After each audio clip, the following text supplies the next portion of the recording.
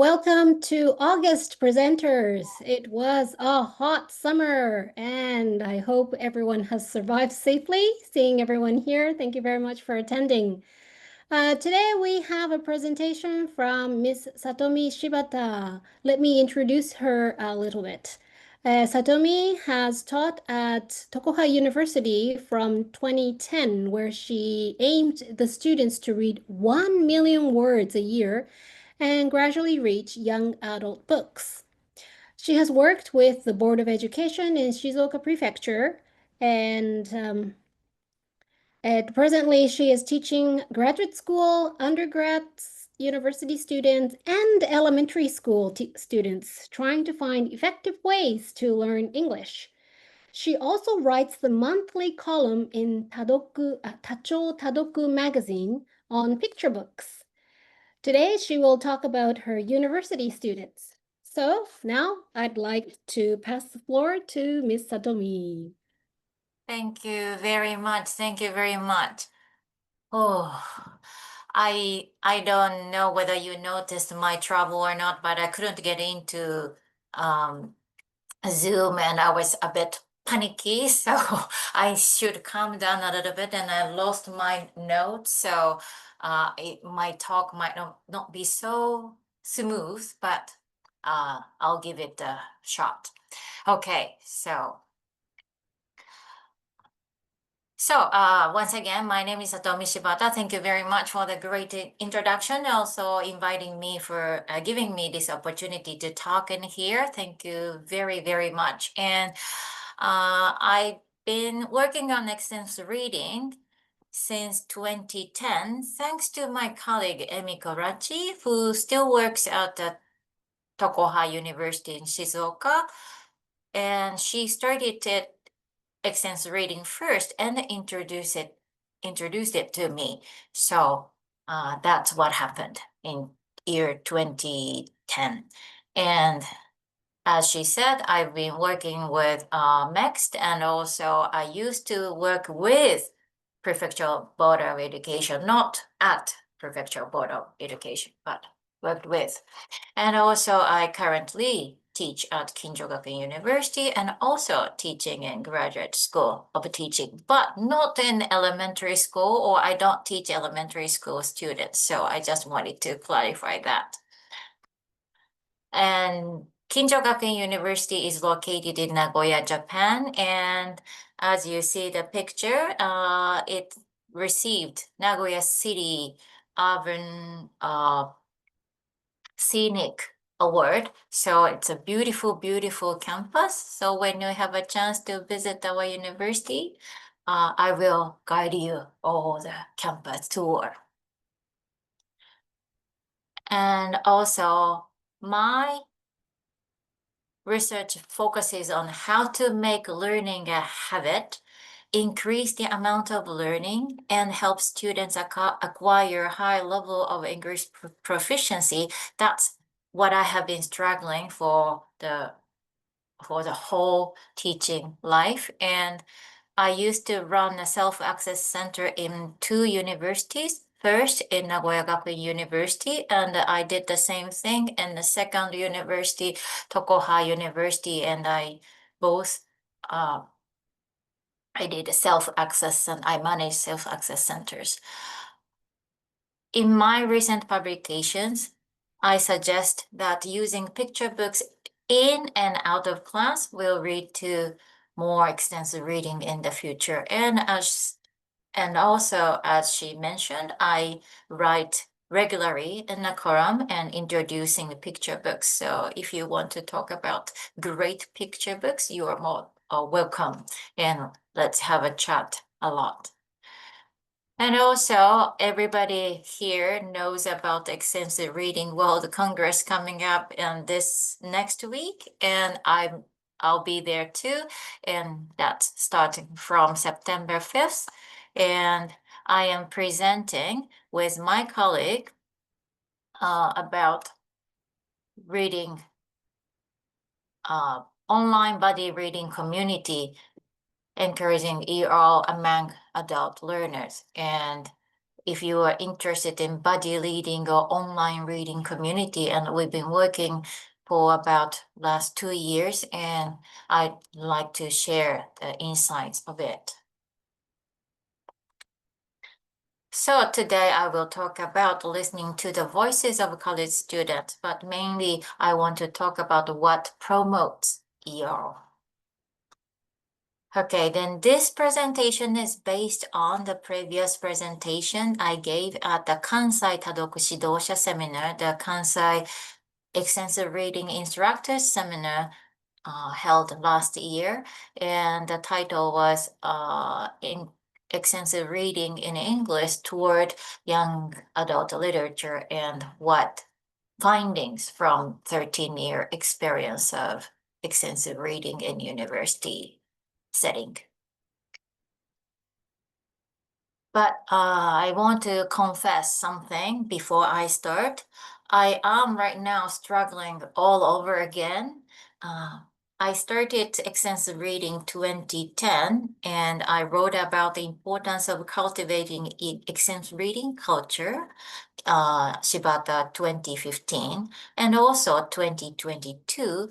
I created those extensive reading guidebooks. If you are interested, I'll be happy to send you the data or booklet itself. And I am the same person, and maybe I'm even better compared to when I started. I have more EL knowledge and also more experience. And of course, I read over 1,000 books, including grade leaders, chapter books, middle grade, upper grade, young adults, picture books, all of it, so that I can recommend great books to students. And I'm here, but I haven't been able to have a great outcome in a new place. So I'm starting over, which reminds me that when I started Self-Access Center in the first place, and I moved to different university, and I had to start over again. So let's see what I can do. But since I left that a great environment, I that reminded me of, or made me realize that what is missing now or what I need to do. So let me talk about it with the student voices. Again, many researchers talk about definitions of extensive reading, and especially here, this channel as well. Uh, Many people talk about definitions of extensive reading, and it is so difficult to define ER these days. There are numerous ways of doing it and understanding. So I want to make sure that we are on the same page. But for example, in the recent presentation and summer presentation in July, EL plus what, Rob Waring talked about definitions as well. And also the Muramatsu Sensei, 2024, and extensive reading and the TOEIC scores, she talked about definitions as well. So without setting up where we are, I thought that I can't convey what I want to say. So here is what we aimed at in our extensive reading program. And the important part is English majors. We are teaching English majors.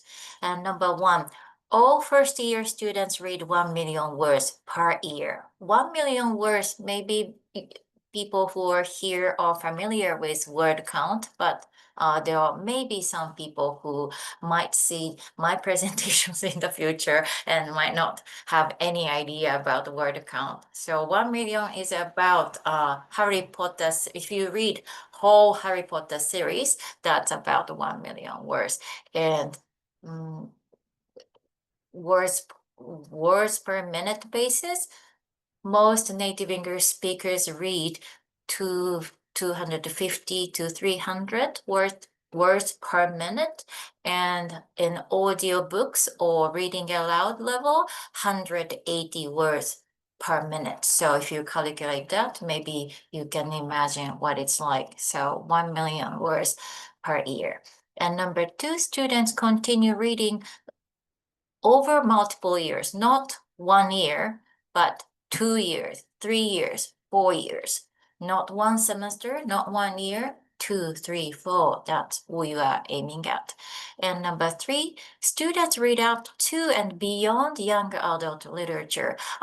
We didn't want students to finish in only reading only beginner levels of graded leaders. We wanted the students to enjoy and keep reading in the future. So we always aimed at the students read up to and beyond young adult literature. Number four, students improve their overall English proficiency to a level that allows them to proudly claim they majored in English.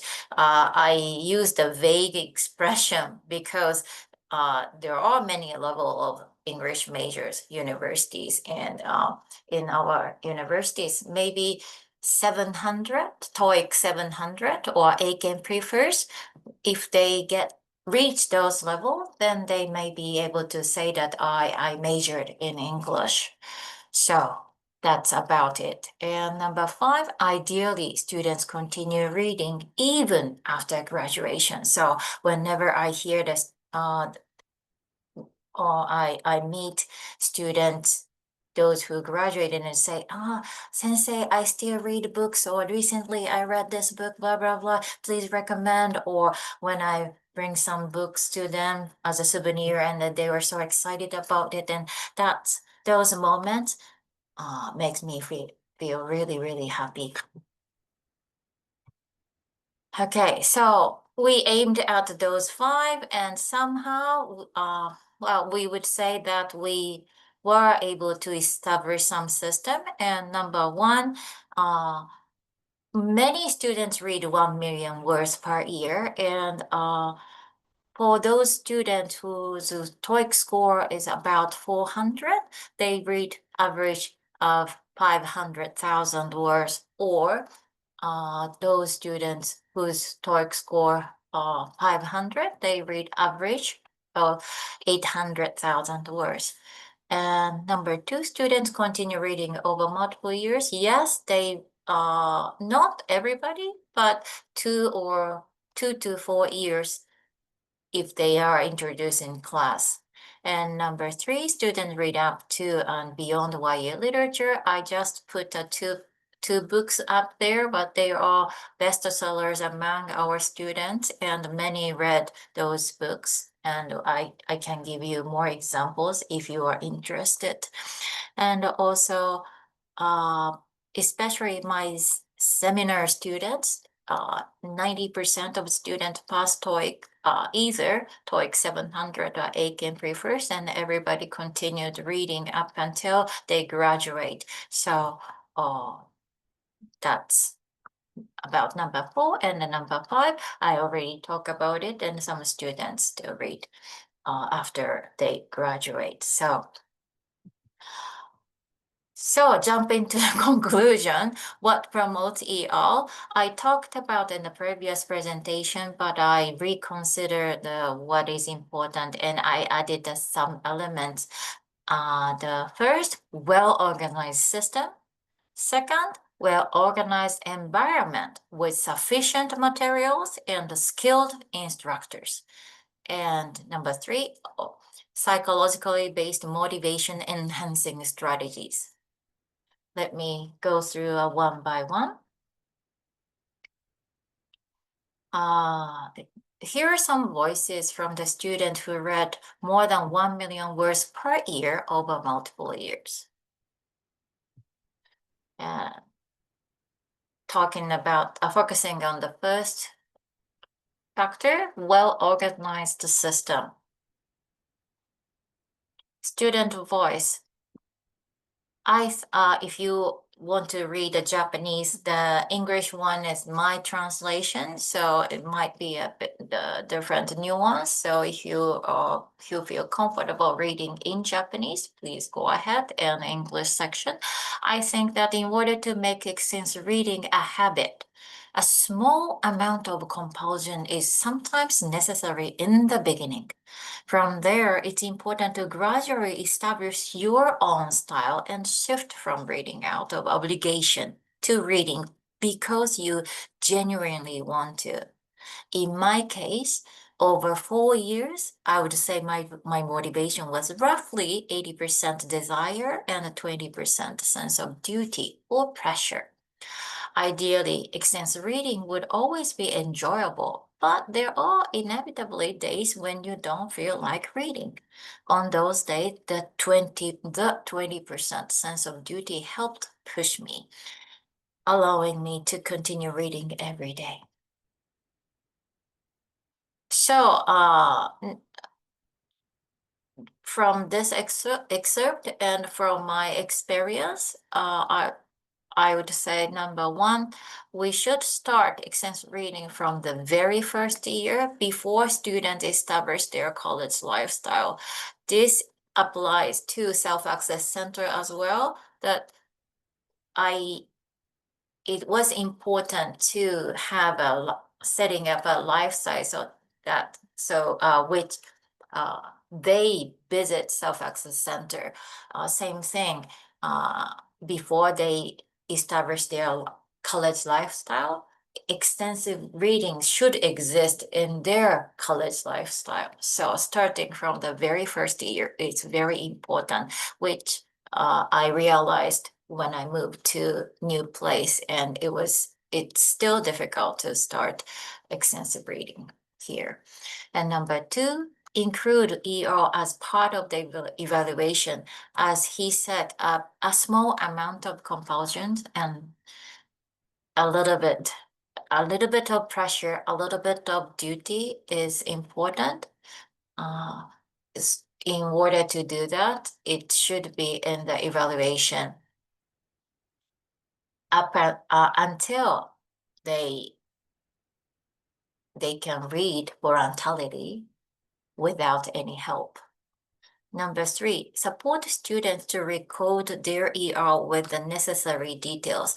Without recording, we couldn't have a successful ER program. So this is an example of record, and we asked them to read this much, to keep record this much of information, how many books they read, the numbers, and the date, and the series, title, comment, level, word count, and total. And number four, because we ask students to record their EL, of course, we should check, the teachers should check student weekly recording amount by reviewing ER records, but not only that, talking with them is really important.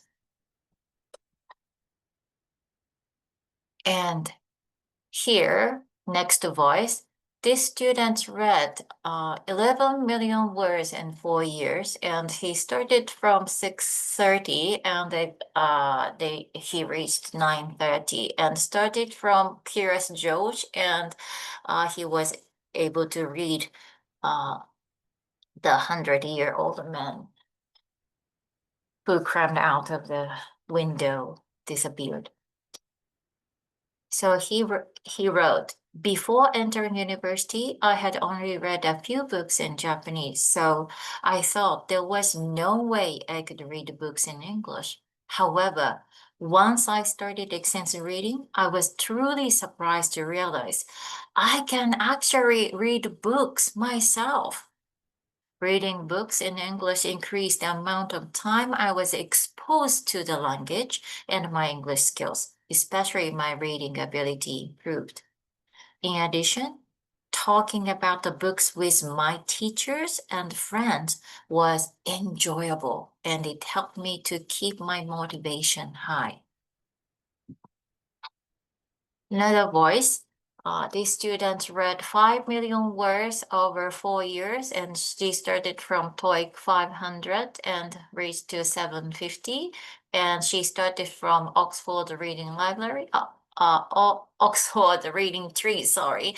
And Magic Key is the key book, and she read Harry Potter and Me Before You to the level. And she wrote, I am a huge Harry Potter fan. I will never forget the excitement I felt when I read the original books in English, while continuing extensive reading, always hoping that one day I would read the books, Harry Potter series. During the golden week of my sophomore year, I finally started reading Harry Potter in English, and it was so fascinating that I ended up spending almost the entire day reading. So even though she likes Harry Potter, of course she couldn't read in the beginning, and she needed some uh, training step by step, starting from grade later and gradually moving to chapter books, middle grade, and then she reads to Harry Potter series. And another thing, in my third year at the university, I came across Everything by the best-selling author Nick Ryan. That experience marked a turning point. I was no longer consciously treating extensive reading as part of my language studies, but simply enjoying reading for its own sake. From then on, I began reading a wide variety of books, which enabled me to continue extensive reading in English. So everything was her turning point. So here from these excerpts, I wanted to talk about a well-organized environment with sufficient materials and the skilled instructors. In order to help those students who want to read variety of books, of course, we need to have enough and variety of graded leaders. Students need graded leaders to have reading training and also enjoy reading. And then, of course, we need chapter books, middle grade books, upper grade books, picture books sometimes when they are tired. Picture books could be a bit difficult sometimes, but thought-provoking. So picture books help them to relax or to enjoy reading without any difficulties when they are a certain level, and also young adult literature and more. And skilled instructors, they need EL knowledge, and also more than one instructor is necessary. It's difficult to have a cultivated extensive reading culture with one teacher. We had two teachers in the previous universities. That helped a lot, and that now I'm working myself, and which made me realize that having two instructors are really, really important, at least two instructors. And also both of us had a knowledge of extensive reading. And also, of course, we read a lot of books. So the more I read, the more students read. So the reading books was really, really important. And finally, motivation enhancing strategies. There are so many strategies, and I can't talk about everything in here. But one student, let me introduce one student voice. I no longer feel any resistance to reading long passages in English. Through extensive reading, I gradually became accustomed to reading longer text, and now I can comfortably read a book of around 100,000 words without difficulty. Being able to read longer text helped me improve my TOEIC listening and reading score, which in turn increased my motivation to study. Furthermore, when I reached the point where I could read authentic English books, those written for native English speakers, I truly realized for the first time how enjoyable extensive reading in English could be. So this student, of course, she enjoys. She mentioned that when she read authentic, she means that not graded leaders, but she truly realized that how enjoyable extensive reading. But actually, she wrote struggling with reading graded leaders to too difficult graded readers when she was in high school, and she didn't like extensive reading at all. But when she entered university, she started from uh, leveled leaders or grade leaders or very, very easy one with 50 words, 100 words, and she learned comfortably read, or she got used to the importance of reading fluency. And then she did a little bit of training without noticing, and then she was able to read certain level of books written, books not graded leaders. Then she enjoyed, truly enjoyed extensive reading. So what I want to say here is ideal self is important to show or to picture ideal L2 self connection of ER and exam or qualification. She she talks about she realized that her TOEIC listening and reading scores and her extensive reading are connected. And it's like a chicken and egg story, but she got a TOEIC score, and then she realized that extensive reading is working, and then she reads more, and her score got better, and go on and on and on. So it's important that we should show that there is a connection between TOEIC and TOEIC or something, some kind of qualifications and ear. And also, of course, the students could feel or experience that improvement or see the strong connection between ER and exams and qualification. But at the same time, I wrote ideal L2 self because I would to show second year or third year, fourth year students, the successful students who reached a certain level through extensive reading, and those senpai figures could be their ideal elder self. And also community of practice theory that it's important that we can share what books we liked or who reads what amount, or it's important to share how much they read or what they read. And Van der Wagon effect, maybe it's famous effect, but it's not a strategy, but this is something we always consider, that we just wanted to have a way that everybody is doing it so that everybody does it.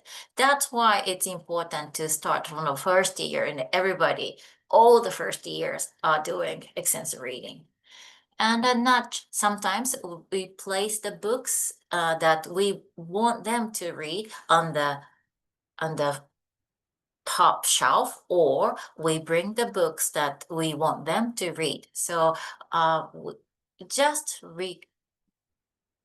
placing the books that they can see there, then they take out the books. So placing the books may be a little bit helpful as well. So there are a lot of techniques if we go over, and those are when we look back on or analyze each technique that we've been using, that's all based on psychological theories. And finally, last word from the student. Being able to read books in English as well as in Japanese can make life even more enjoyable. I'm so glad that the students say such words, and extensive reading is, of course, it's great to improve our English skills, but at the same time, enrich our life. And I'm glad that the students notice such a great value. Thank you very much.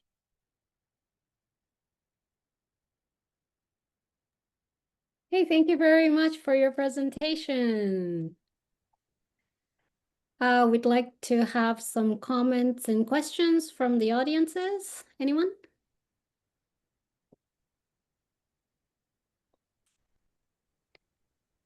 Sandra? Well, I was just wanting to see, Kimberly had written something there, so I was waiting to see if she was going to comment on that or not before I ask something. Kimberly? So in the chat, Kimberly says, you go, Sandra. No, Okay, well, I'll go and then Kimberly can comment on hers. I wanted to ask about evaluation, Satomi. You talked about making evaluation of ER part of the system to help provide some of the motivation, that 20% that they need to try and force them through the days they don't want to read. What kind of evaluation do you do at your school? What kind of, I yeah. I not now, as I said in the beginning, but Mm. because it's a syllabus are all written from the university and I cannot do anything with it. But when I could do it, I included extensive reading as 10% or 20% of their evaluation. So uh that's it. But how did you evaluate the 10 or 20%? Is it just doing it, or did you have tests? Did you require them to do No, something? no test, but I tell all the students to let's read 1 million words per in a year. So in the first semester, uh 500,000 is the kind of turning point or the goal, and the end of the semester 1 million. But I adjusted a little bit, like a bit depending on the students, the amount students read. Let's to push a little bit in towards the end, but most I didn't have to do it because I check every week and we talk about it every week. So we could see how much they read, and when they struggle with reading, keep reading, and then we give advice, or the students give advice to each other. So simply how much they read, that's it. Or and also it's important that they keep details in the year record. That's it. So very So, simple. yeah, so not really like how much they read, but the fact that they do read would Yeah, be the evaluation. So, yeah. If it's really small, then I of course I deduct it a little bit. But most read really they read with that system. So 20% automatically they get 20% evaluation or 10%. that's really, really good to hear that there's no tests, because I often find that quite demotivating for students and just Um, leads to cheating, uh, cheating as in not uh, actually reading. mm. So, yeah. great. We have a question from Paul. Okay, thank you very much, Satomi, for Thank a you. very interesting presentation. That student who said the turning point in their reading, I was really, really impressed with that. They said that they got to this point where, yeah, this I think it was the third student, and they said this is the turning point. They'd read so much, and then they started to actually enjoy it, and it got them motivated into reading because they loved it. Yeah, this one. I was really impressed with that. Mm. Um, and actually, yeah, what you said, it's with our extensive reading programs, it's pretty much the same. We found the most successful things were the buddy reading and having them discuss the books, and actually having the instructors read the books themselves so they can have actually, informed discussions with the students about the books. Um, that worked for us as well. So my question is, did you have any kind of sort of orientation for the students when they first join university about extensive reading? Because as you probably, I'm sure you know that most Japanese readers, they always try to read material that's too difficult, and then they become demotivated and they stop reading. But I wondered if you sort of had to sell it to them at the beginning, and what you said, did you give them some data that showed that it improved their TOEIC scores, or I don't know, how did you sort of re-educate them about reading?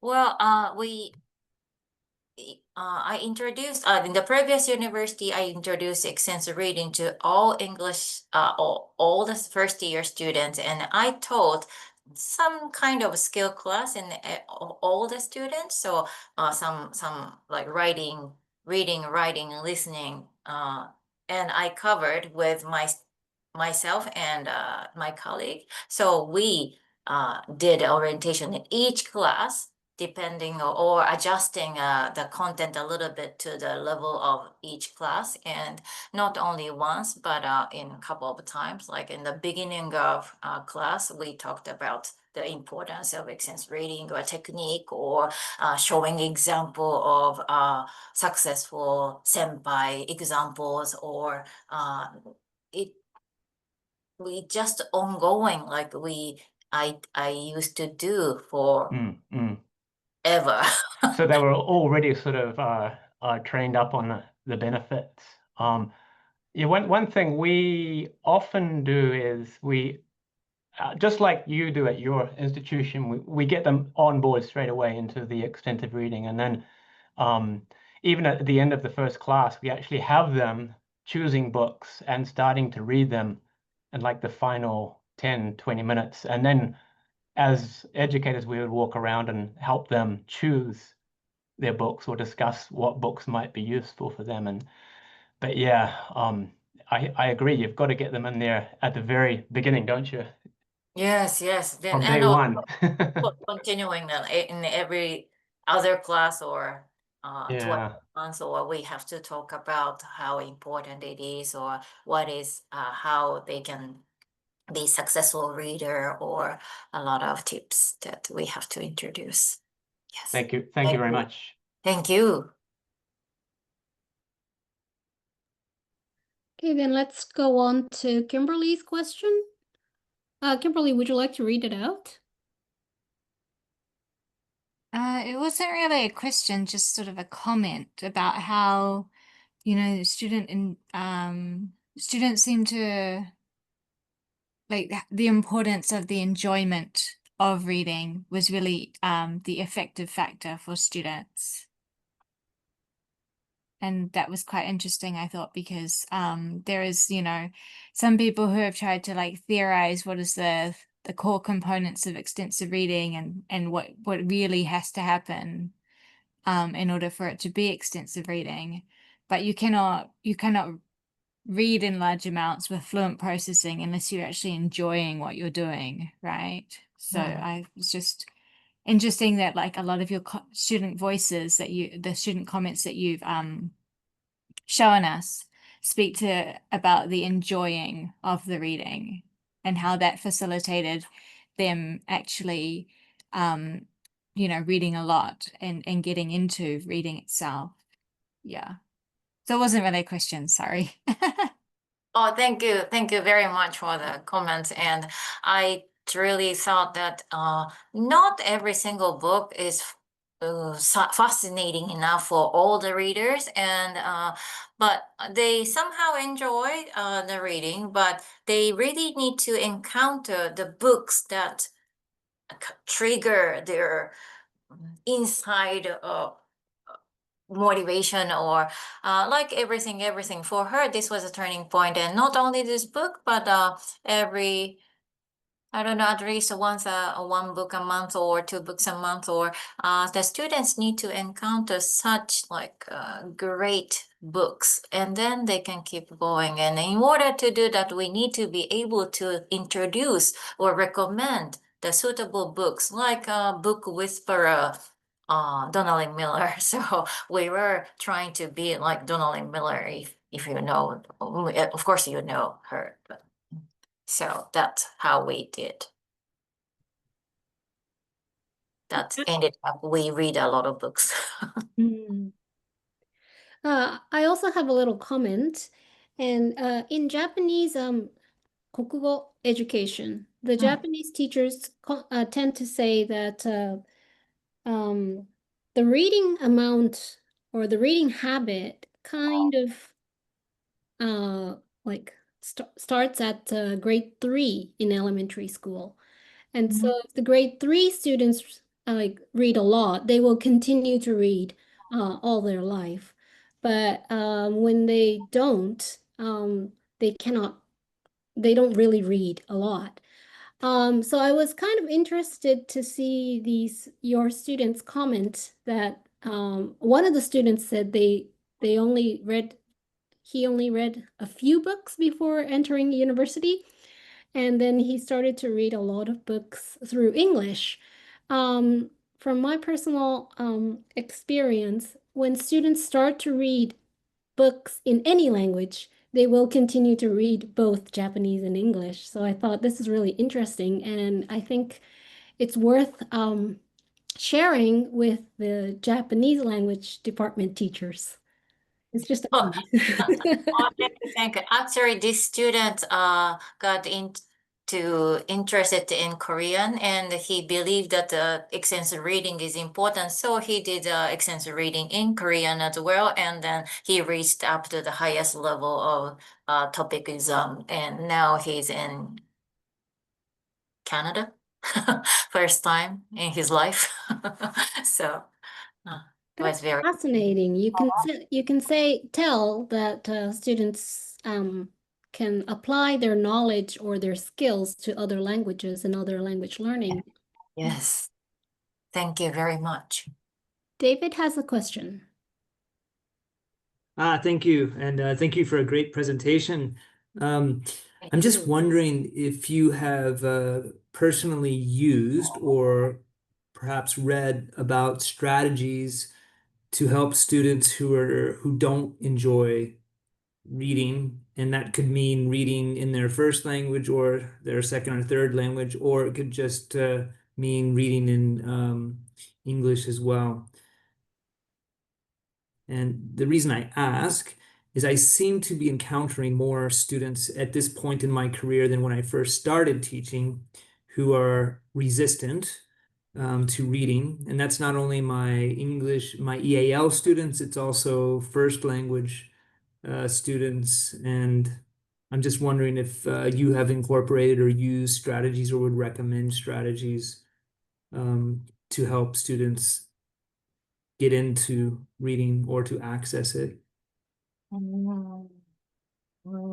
Honestly, I'm not sure because I always teach, as I said, I always teach English majors. So there are, of course, reluctant leaders, but maybe the level of reluctancy is different if their majors are different, I believe. So maybe some people say that your readers are motivated enough.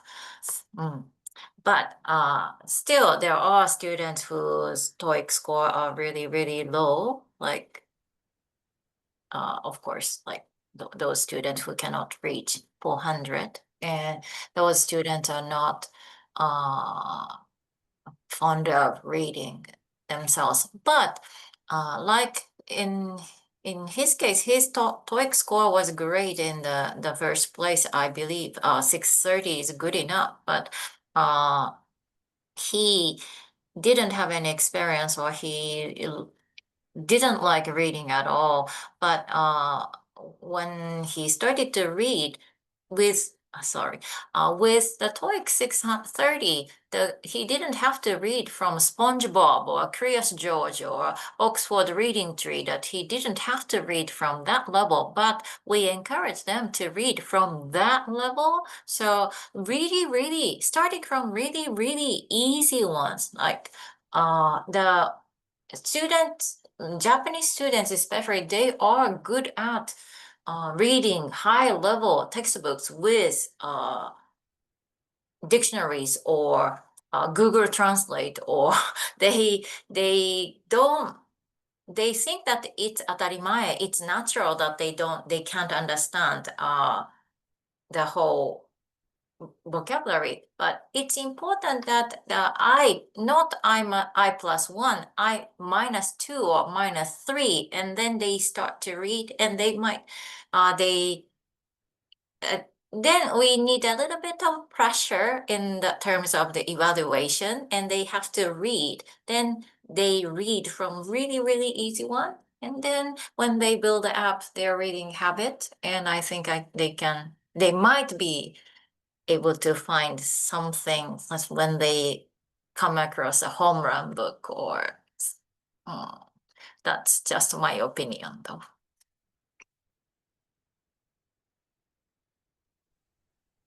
Okay, thank you. And Chris also has some comments. Chris, would you like to read it out? Yeah, an area that I'm really interested in is how you help students find a home run book. I mean, a book that really reaches them. And that seems to me as something that's quite difficult to do and absolutely vital. So how did you do this? Simply, well, if I can say that I'm doing it or not, but what I do is basically I read a lot of books so that I can recommend. I can have many drawers here that here is a book, here is a book. I need to have lots of knowledge, so I read a lot of books, and also I check layout as well. That students need some how can we say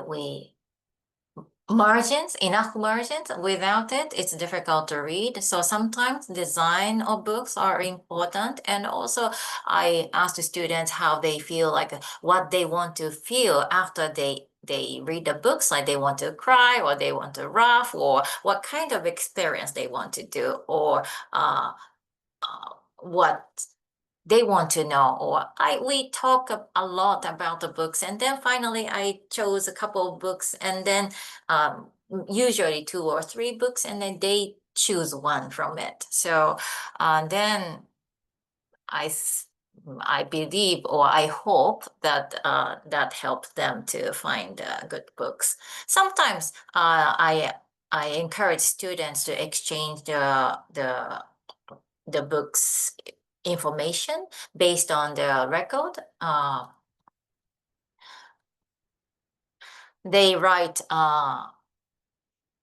evaluation for each book, like a star mark for him. For her, star mark is important one, and a double circle, or she liked many books in in this page, but they take a look at their book notebook, and they recommend each other, and that's another way of helping them to find home run books, I think.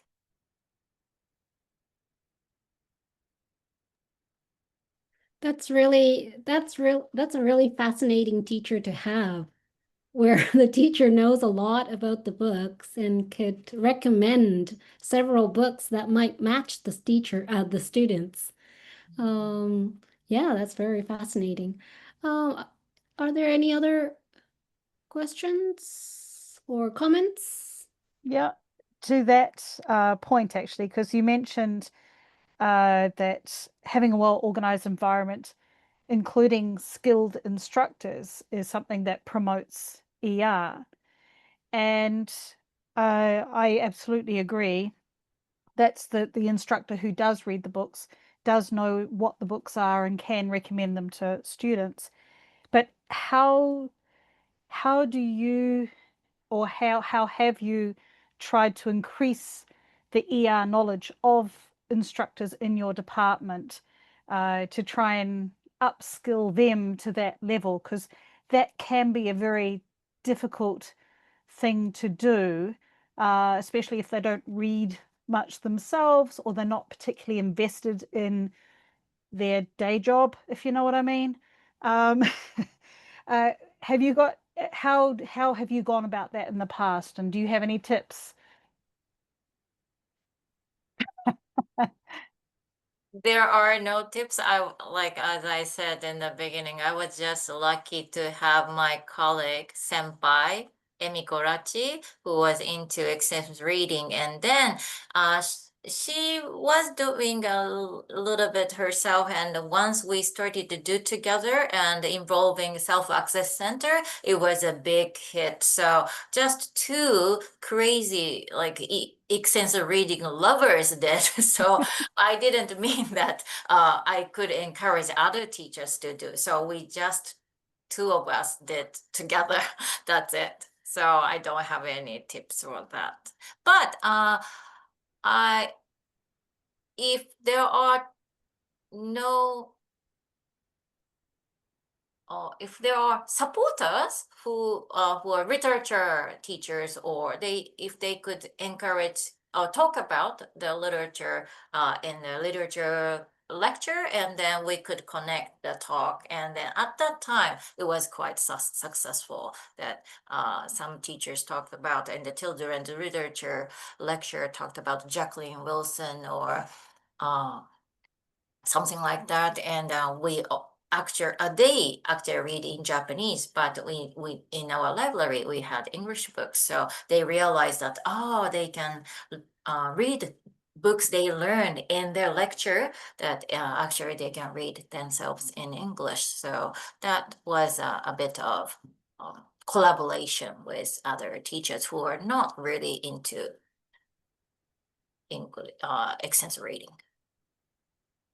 I was wondering what you thought about the idea of training ER teachers, because that's something that I've thought about, and I've tried with the teacher who works with me, who's not really into extensive reading. So I'm sort of the primary person who's helping sort of drive everything forward. But having some sort of training sessions or something to introduce them to the books, to encourage them to be more part of the extensive reading system. Have you ever thought about doing that, or what are your thoughts about that? In the university setting, it's difficult because each professor has its own idea and I can't invade in their field. But like I try to find a connection in a small hole or something and try to introduce, or I used to do, or I often do, is like the connection, showing the teachers a connection between their TOEIC score and also how much they read, and show the result. And some teachers might be persuaded sometimes. Well, because I was thinking that you were saying about the initial orientation for the new students coming in, telling them the benefits. That's something that would be equally important, I think, with new teachers or new colleagues, to try and get them to understand the benefit as well. That's So, true. That's true. yeah. Great.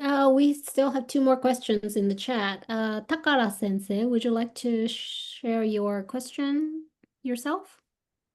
Yes, thank you very much. And I'm so happy to finally be able to join this group. And Shibata Sensei's talk always inspires me a lot. So, following the Kansai seminar talk, I would like to join today's session especially. And you also you mentioned the use of picture books in the course of long word to 1 million words, but especially for those students who are not really strong at the beginning, do you ever use picture books in what timing, or in how and how? If you could tell us the best, the useful or effective way to introduce picture books Yes, among yes. different readers. Thank you. Thank you. Personally, I often recommend picture books to those students who read maybe more than 500,000 or towards 1 million, and those students who have experience of reading and also who can read certain level of books, because picture books could often be really difficult, and if they can't read picture books. They believe that picture books for children, and they are discouraged when they cannot read. But some picture books are for not only for children, but also for adults, or real easing our mind, or a lot of hints when we struggle with something. So thanks to my experience, I write picture book column every other month, and I know a lot I of love those. so Thank you. so that's why when they were struggling with something, and then or I just connect to not only struggle with English study or extensive reading, but also in their life, like when they have some trouble with their friendship, or when they have trouble with job hunting, or those those times, I recommend the books that there are hints in. Sometimes they can find answers or advice in the picture books. So I use picture books like that, if I could answer that. Yes, thank you. Easy, encouraging, or effective picture books. Finding those might be very difficult, but as you said, there are many good picture books, inspiring, encouraging. So, very good resource to encourage students overall for their performance, not just English. Thank you. Thank you. Can I also comment just about the picture books? Because I just happen to have one. I'm not sure if you're familiar with Squids Will Be Squids. So this is sorry, the background's probably going to go a bit weird, but it's very short, like 2-page moral stories, picture books, picture stories. And I find quite often, if you want to just take 4 or 5 minutes at the end or beginning of a lesson, or beginning during a lesson, and just read one of those together, that's quite a good way to introduce the idea of picture books being quite good. And yeah, they're very, very interesting and very, very strange stories. So yeah, would recommend that. I'd like to check it out. Thank you. Squid will be squid. Okay. Yep, thank you. I will search it right after this There's session. also the Stinky Man is also the other one in that. Stinky cheese man, Chinese? Yeah, Stinky Cheese Man. Cheese man, not the Chinese, sorry. No, not Chinese. Forget it. Mhm. Cheese man, stinky cheese man, and squid. Okay, thank you very much. All right, we still have questions in the chat. Chris asks, how do you display the books? Chris, do you mean in the classroom or in the library or elsewhere?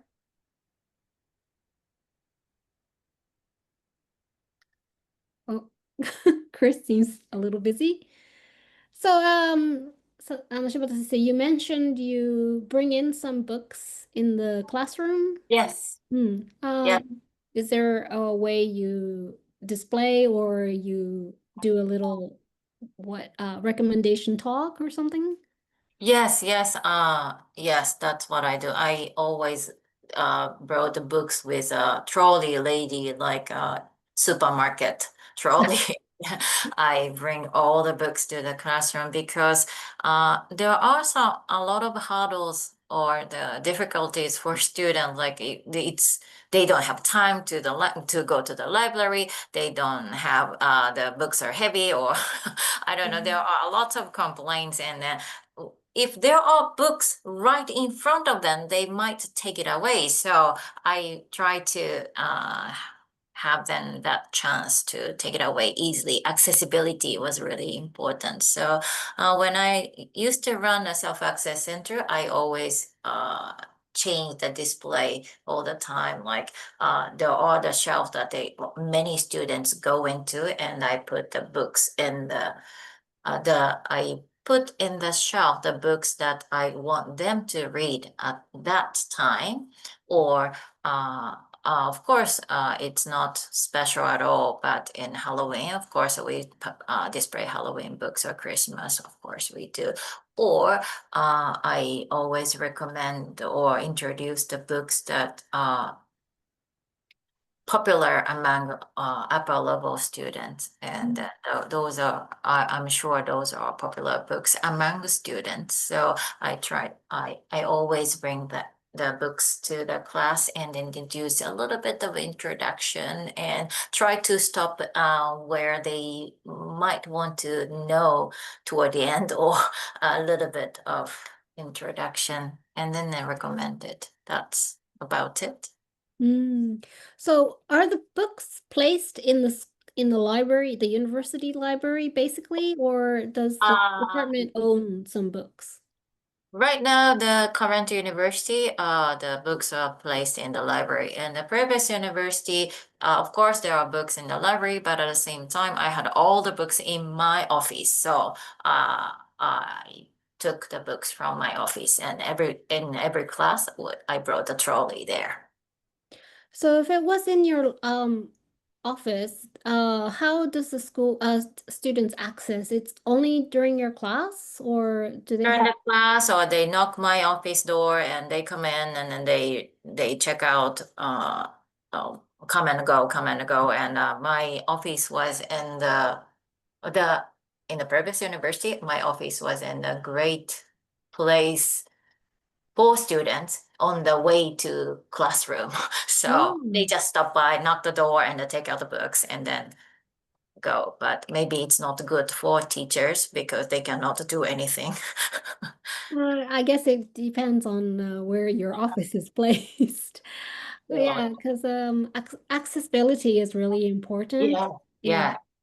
yeah. So So I can't do it right now in the current university because my office in the only the office building. So the student don't come in quite often. So it's not likely to happen. So I think that I need to find culture, how to cultivate a culture, and also accessibility and everything suitable for the students in current university. So struggling all over again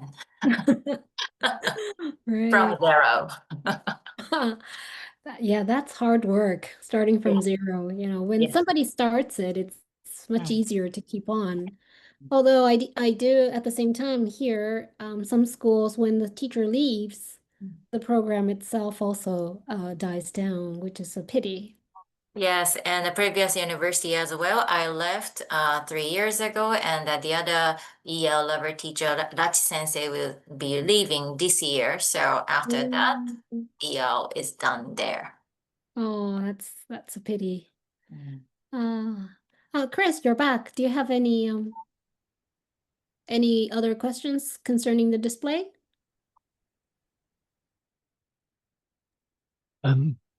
Yeah, the way I did it was I made a catalogue of the blurbs from the backs of the book, organized primarily by level, but then within the levels by genre. So they'd get adventures, biographies, and I also tried to include information about how popular the books had been in the past, so that people would know that that had been something that other students had liked. So if they were torn between two different books, they'd possibly choose the one that had been most popular before.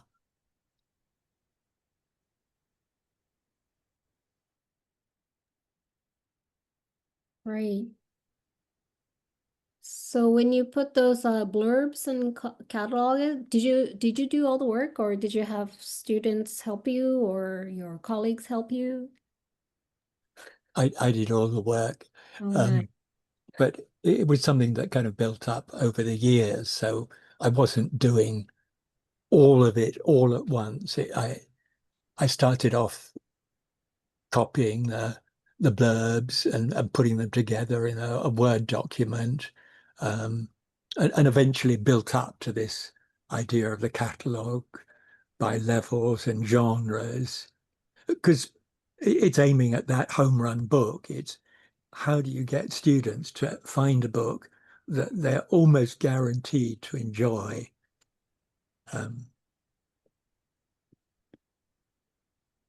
That's true. Yeah. Is there anyone else in the audience where you experienced having your students find a homeroom book?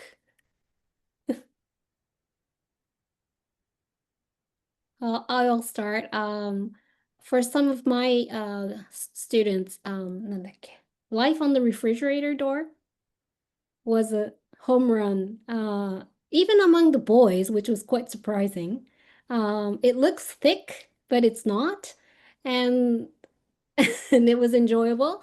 But I also realized that if the student doesn't have the habit of reading in L1, sometimes it was difficult to pick up what was not written but could understood.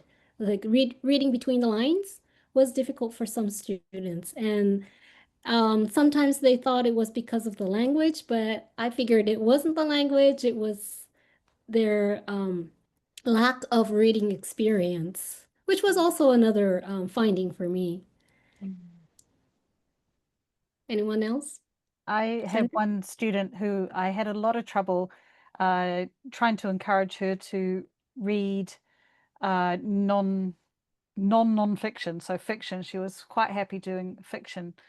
Junior high school student, and she had spent some time overseas, but not a proper, just a year overseas. So she had some English, and she was very nonplussed by anything I put in front of her. But when she discovered the I Talk, You Talk, Haruna's Story, which is a series of 3 books in the series, she absolutely loved it, and it just really spoke to her in some way. I guess because it was a character who was Japanese, and she absolutely loved it. And now she's a lot more open to reading fiction, and is going through other stories in the I Talk, You Talk series. So that's definitely one home run book/books that my student enjoyed.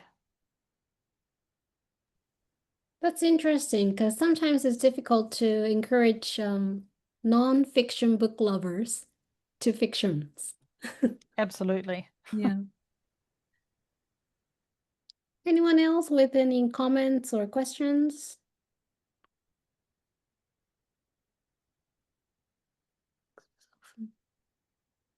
Chris, would you like to read what you wrote in the chat? I was just remembering my own children, that they sometimes got quite obsessed with reading other books in the same series. So in terms of encouraging a volume of reading, not necessarily quality of what they were reading, that got them reading a lot. And I was going to say it was just with adolescents, but my wife and I have both read endless books from the Botswana detective, the #1. What's the title? The #1 woman detective Ladies or something. Detective Agency. Yeah, Ladies Detective Agency. Yeah. Yeah, that's the series. I mean, we've got 10 of those at home, I think. Series. One of my students read 2 of those as graded readers, and then went on to read 2 of the original versions, because they are actually relatively easy to read.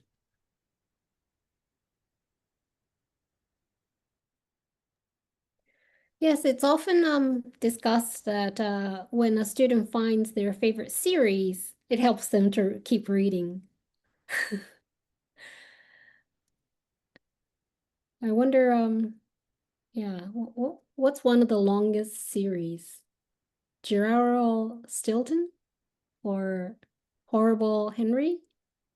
Geronimo Stilton has a lot of books, but I mean, if you're looking at kids' books like Magic Tree House and the Merlin Missions, they've got, it's rather extensive. But recently a lot, the Dragon Masters series, which is up to about 28, 29 or something. which is suitable for all ages, not just kids. So definitely series are the way to go. Thank you, Paul and Pomaka Books, for giving us a few very interesting series. It's true.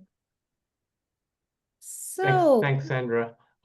Yeah, yes. the series thing, that's why I started writing a lot of series, because I found that the students, it really saved them a lot of time, especially the lower level students who were always struggling to find a book that they could engage with. And then when they did, it was over in about 3,000 words. So I thought writing series is the way to go, because if they like the first book, they'll keep reading them, and yeah, it seems to work. I actually had a question for Noriko. The book you mentioned, Life on the Refrigerator Door. I just Googled it now, but I couldn't find the level or the publisher. Do, do you recall the level of the book, roughly? Headword level or the publisher? I found it on Amazon. Anyone? It's just got a sort of synopsis here, but anyway, it's okay. I'll look it up. Great. I'm always looking for new books for my learners as well. So There are thank you. several versions of like not versions, what do you say? Like Is it a retold story? no, it's not. It's just a Okay. note on the Okay. refrigerator. Hmm. And then if you go on reading those notes, you will understand the story kind of. Oh, okay. Oh, that's interesting. Yeah. Cool. Okay.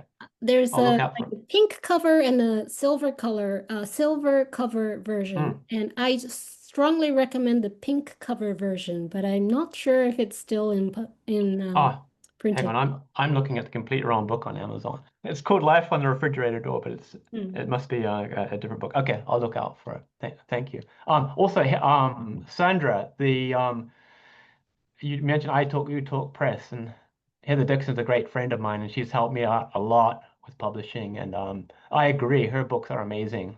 And Haruno's Story is good. killer. It's a home run book. It's a series, well, 3-book series, but yeah. And I'm a big I fan. suspect that's become a home run series with a few of my particularly female students. So yeah. Absolutely. And Yeah. they're very, the important thing is the original stories, because, and same with your stories as well. We have so many versions of classic fairy tales and classic stories, and there's definitely a place for that. But having original content, original stories, even if the story is a familiar kind of story, it just reads so much better for students because it's something new and exciting. So yeah. And I was just thinking the Life on the Refrigerator Door. I've just checked the Renaissance Accelerated Reader Book Finder. They have it down as a ATOS book level of 3.6, which usually I would put at around a YL of between 3.0 and 4.0. Oh, okay. Thanks. Yeah, depending on your reading level. Yeah. Awesome. Thank you. It's about 10,000 words and 1 hour audio. So if those students who can read 10,000 word book might be suitable for those students.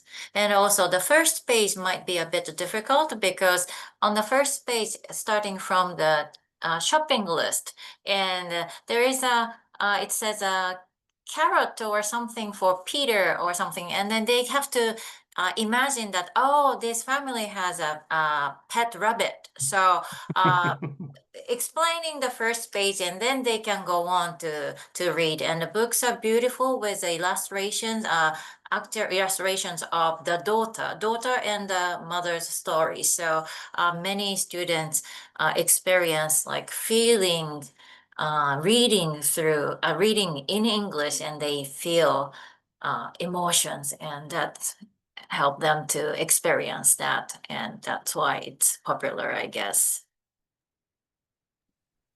Yes. Another book that comes to mind for me is The Yellow Sticker Girl, written by Sarah Gudgeon. I think it won the award last year.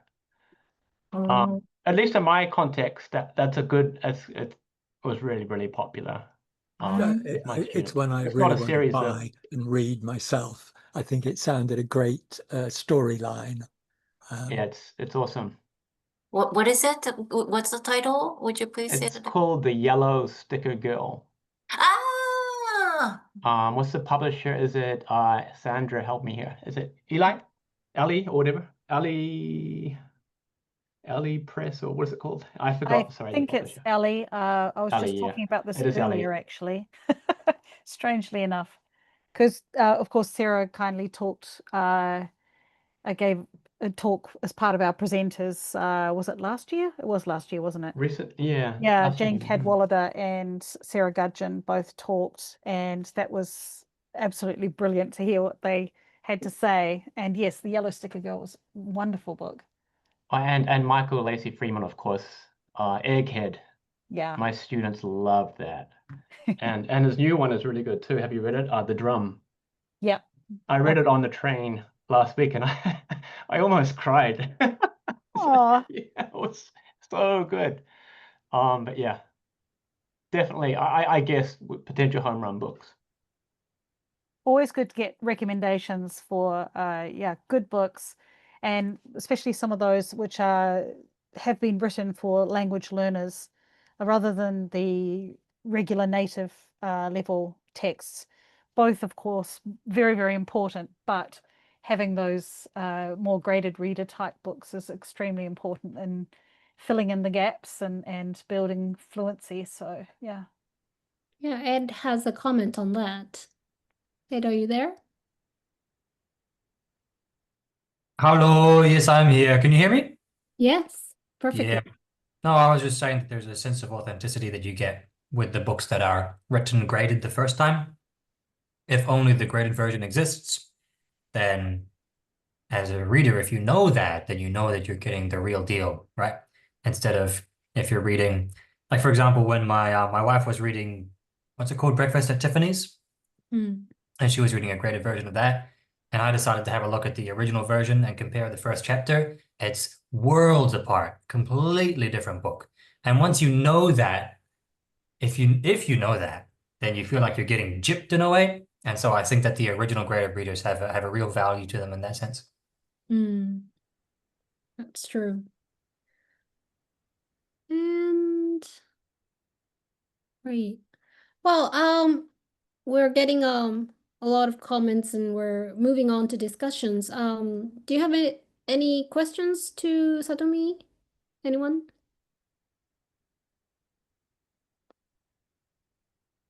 Everyone okay? All right.